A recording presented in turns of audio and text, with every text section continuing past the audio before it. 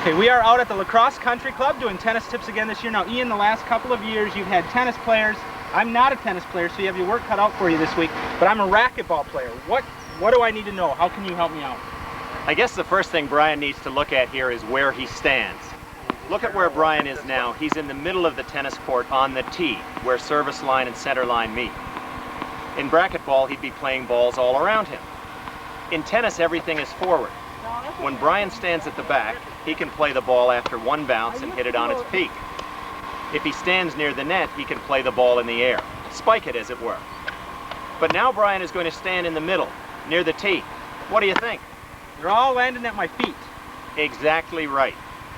In racquetball, you position yourself so that you can get balls all around you. In tennis, the middle area, the tee, is a transition zone from back to front. You have to hit some balls there on your way to the net, but you don't want to wait there. We'll have more for you racquetball players tomorrow night.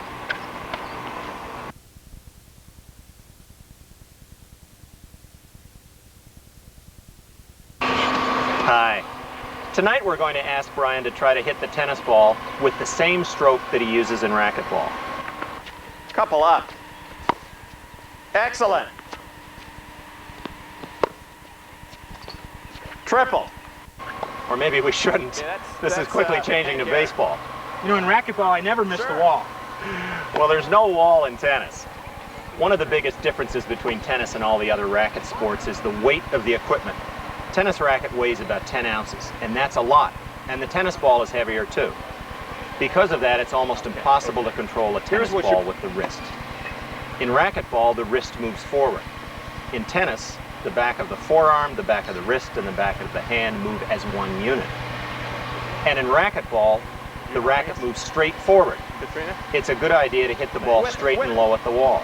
That's right. In tennis, the racket and wrist have to move upwards so that the ball can clear the net 3 feet high. And that's a lot. Wrist moving straight forward in racquetball, wrist firm and moving up in tennis.